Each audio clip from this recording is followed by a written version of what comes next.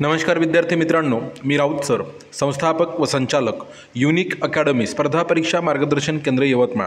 आपल्या Raut sir unique academy Yavatmal या YouTube चॅनलवर तुमचं सर्वांचं मनपूर्वक स्वागत करतो आणि व्हिडिओला सुरुवात करतो. बघा, शिक्षक भरती पवित्र पोर्टल अपडेट ऑप्टिंग आउट करत असताना काळजी घ्या, नाहीतर गमवाल नोकरी. बघा, ह्या व्हिडिओच्या माध्यमातून तुमच्या प्रत्येक प्रश्नाचं निराकरण करण्याचा मी प्रयत्न करेल. तत्पूर्वी तुम्ही चॅनलवर नवे असाल तर चॅनलला सबस्क्राईब करा, घंटीचं बटन दाबा, ऑलवर क्लिक करा आणि व्हिडिओला सर्वांनी लाईक नक्की करा आणि व्हिडिओला शेअर करा. बघा, परत एक महत्त्वाची गोष्ट या ठिकाणी सांगण्याचा प्रयत्न मी करेल. पहिल्यांदा बघा, ह्या ठिकाणी आपल्या चॅनलच्या माध्यमातून रेग्युलर दररोज सायंकाळी 5 वाजता MPSC, TIIT, TET, पोलीस भरती सर्व स्पर्धा परीक्षांसाठी अत्यंत उपयुक्त अशा मोफत बॅचेस यूट्यूब लाईव्ह सुरू असतात.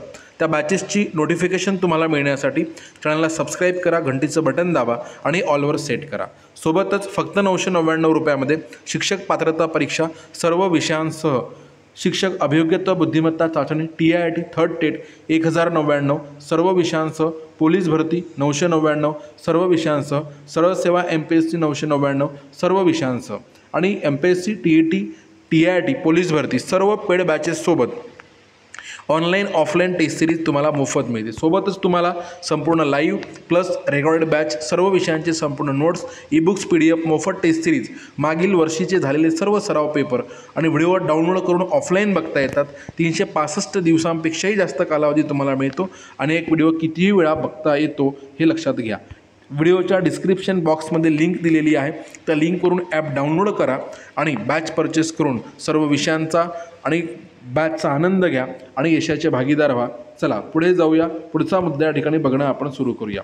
बघा, पहिल्यांदा काय आहे, मी इथे एक गोष्ट सांगू इच्छितो, हे लक्षात घ्या की हे जे ऑप्टिंग आउट जे ऑप्शन आहे ते फक्त कोणासाठी आहे?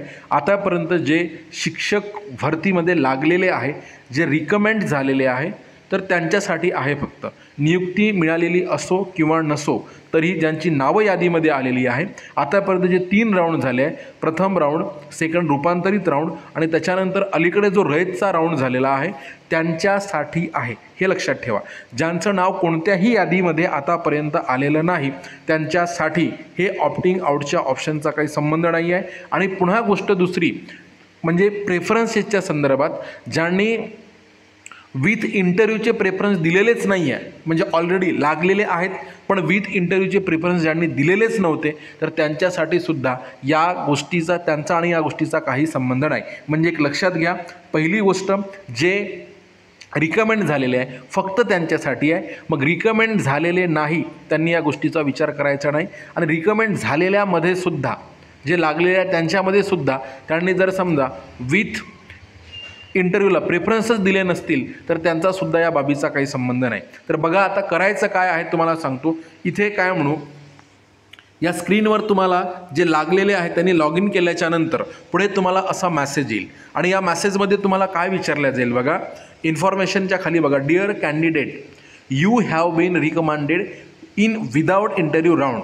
बघा, म्हणजे तुमचं ऑलरेडी विदाउट इंटरव्ह्यूमध्ये झालेलं आहे. Do you wish to participate in with interview round, म्हणजे तुमची विथ इंटरव्ह्यू मुलाखतीसह या फेरीमध्ये सहभागी होण्याची इच्छा आहे का?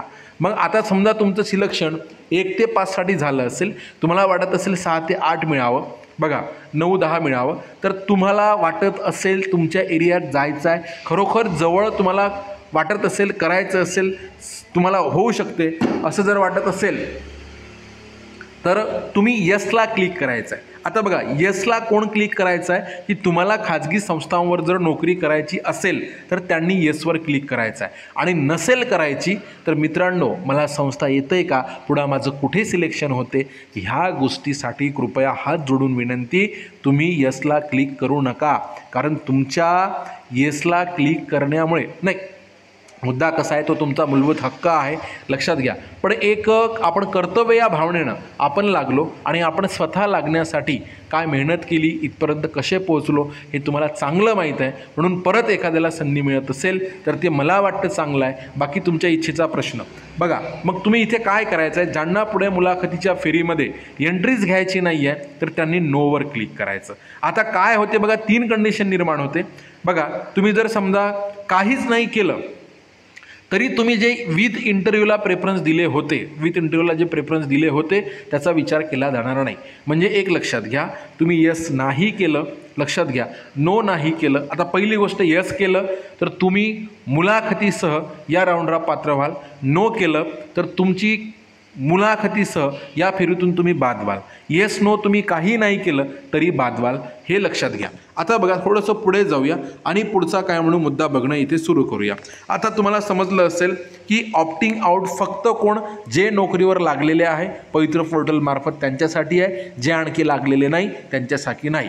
गोष्ट दुसरी, ज्यांनी विथ इंटरव्ह्यूला प्रेफरन्स दिलेले आहे त्यांच्यासाठीच आहे, नोकरीवर लागलेले असताना इतरांसाठी नाही आहे, म्हणून त्याचं टेन्शन घेऊ नका. आणि राहिली गोष्ट पुढची, बरेच विद्यार्थी प्रश्न विचारत आहे की आम्ही प्रेफरन्स विथ इंटरव्ह्यूला दिलेले आहे, मग विथ इंटरव्ह्यूला प्रेफरन्स दिल्याच्या नंतर आम्हाला संस्था येईल आणि संस्था आल्याच्या नंतर जर समजा आम्ही तिथे गेलोच नाही, लक्षात घ्या, तिथे जर गेलोच नाही तर पुढे 10% रिक्त, अपात्र, गैरहजर अशा जागांचा जर समजा राऊंड होईल तर तिथे आम्ही पात्र राहील का? नक्कीच, हे लक्षात ठेवा, नक्कीच तुम्ही पात्र राहाल, त्याचे टेन्शन घेऊ नका. जर समजा तुम्ही विथ इंटरव्ह्यूच्या विथ इंटरव्ह्यूच्या मुलाखतीला तुम्ही काय म्हणून सांगा, गेलेच नाही मुलाखतीला आणि तुम्ही जर समजा रिक्त जरी प्रिफरन्स दिलेले असेल तरी तुम्ही 10% रिक्त, अपात्र, गैरहजर असे पुढचे जे काही राऊंड होईल तर त्या राऊंडला तुम्ही पात्र राहाल, हे सुद्धा डोक्यात ठेवा.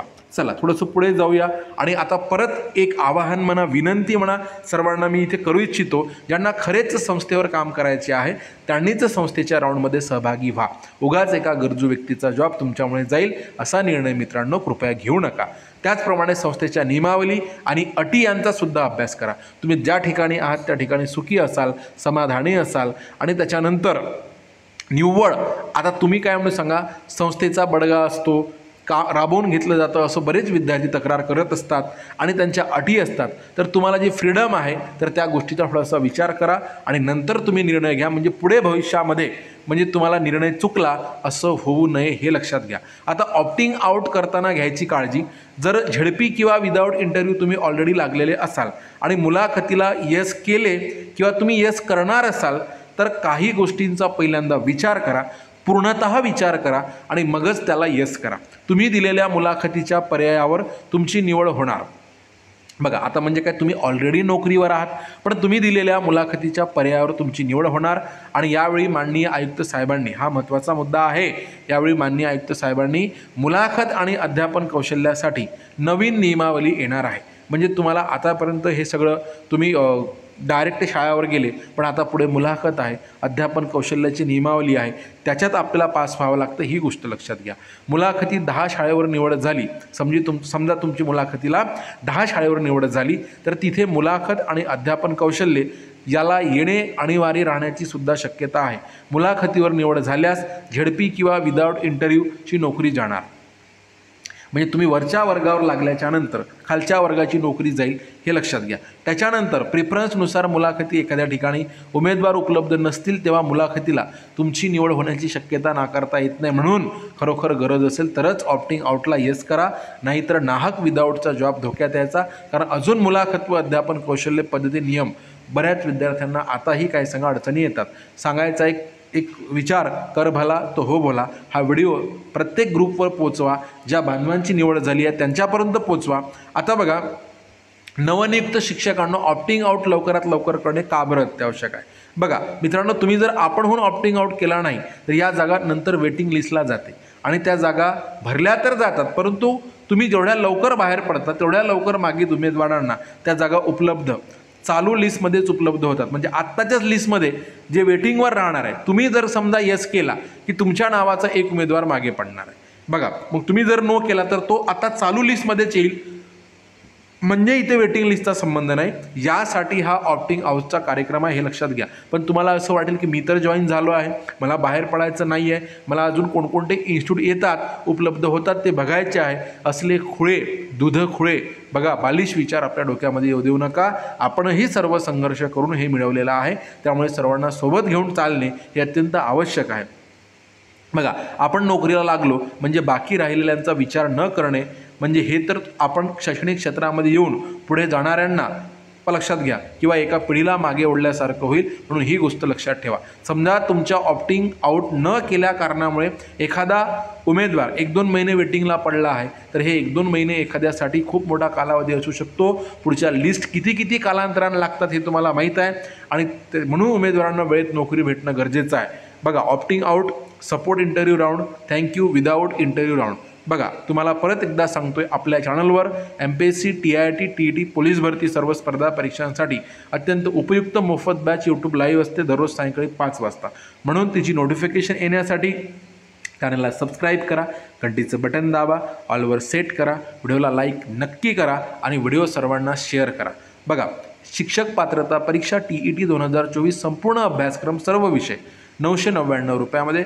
शिक्षक अभियोग्यता बुद्धिमत्ता चाचणी TIT थर्ड टेट 2024 फक्त 1099 रुपयामध्ये सर्व विषयांसह. पोलीस भरती 999 सर्व विषय. MPSC सरळ सेवा भरती संपूर्ण अभ्यासक्रम 999 रुपयामध्ये. आणि या सर्व बॅचेससोबत, या सर्व पेड बॅचेससोबत ऑनलाईन ऑफलाईन टेस्ट सिरीज तुम्हाला मोफत आहे.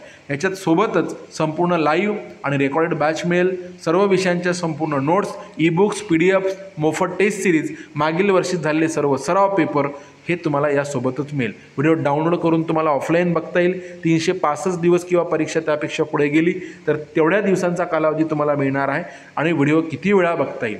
म्हणून मित्रांनो परत एकदा व्हिडिओला लाईक करा, चॅनलला सबस्क्राईब करा, घंटीचं बटन दाबा, ऑलवर सेट करा आणि व्हिडिओला शेअर नक्की करा. धन्यवाद.